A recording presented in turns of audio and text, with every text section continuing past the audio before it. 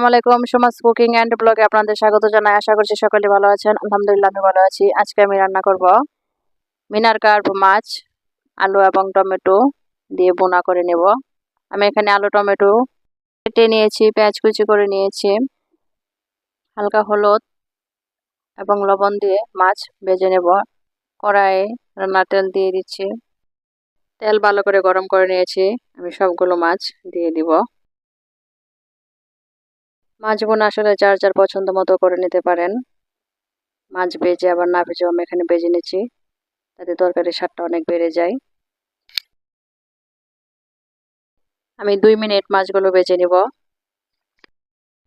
এপিট ওপিট করে দিচ্ছি। 2 মিনিট পর মাছগুলো আমি তুলে নিচ্ছি। যে কোনো মাছ ভেজে এভাবে বোনাটা করতে পারবেন। আমি সবগুলো মাছ উঠিয়ে নিচ্ছি। মাছ ভেজে বোনা করলে তাতে আলাদা একটা স্বাদ হয়। আমি এখানে পেঁয়াজ কুচি দিয়ে দিচ্ছি। সামান্য লবণ দিয়ে পেঁয়াজগুলো হালকা ভেজে নিব, তাতে পেঁয়াজ নরম থাকবে, সেজন্য আমি একটু লবণ দিয়ে দিলাম, যেহেতু আমি বোনা করব। 1 চা চামচ পেঁয়াজ বাটা, 1 চা চামচ রসুন বাটা, 1 চা চামচ আদা বাটা, 1 চা চামচ কাঁচা মরিচ বাটা দিয়ে আমি হালকা ভেজে নিচ্ছি, তাতে কাঁচা গন্ধটা থাকবে না, সেজন্য ভেজে নিচ্ছি। 1/2 চা চামচ হলুদ গুঁড়া, 1/2 চা চামচ মরিচ গুঁড়া, 1 চা চামচ ধনিয়া গুঁড়া এবং স্বাদ মতো লবণ।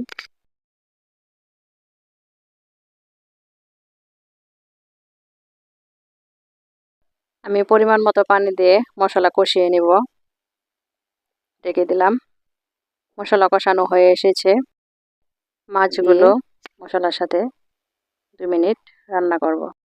মশলা এবং মাছ ভালোভাবে মিশে যাবে।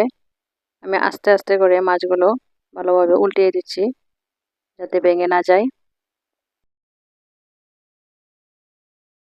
আমি 2 মিনিট পর মাছ আবার উঠিয়ে নিচ্ছি।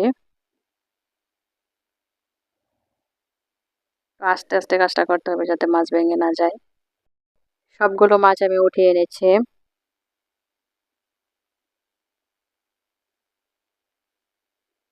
এখন আমি আলুগুলো দিয়ে দিচ্ছি।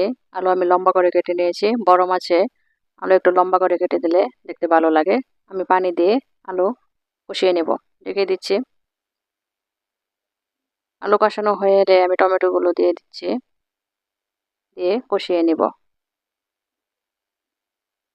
আলু টমেটো কষানো হয়ে এসেছে। এখন আমি ঝোলের জন্য গরম পানি দিয়ে দিচ্ছি, পরিমাণ মতো দিয়ে দিব। গরম পানি দিলে তরকারি অনেক টেস্ট হয়। এখন আমি ভাজা মাছগুলো দিয়ে 2 মিনিট রান্না করে নেব। সবগুলো মাছ আমি দিয়ে দিচ্ছি। 2 মিনিট রান্না করব। ঢেকে দিলাম। এখন আমি একটু নেড়ে চেড়ে দিচ্ছি। ভাজা জিরার গুঁড়া এবং ধনিয়া পাতা দিয়ে দিলাম, লবণ চেক করে নিচ্ছি। আরো 5 মিনিট রান্না করব। 5 মিনিট পর তরকারি নামিয়ে নিলাম।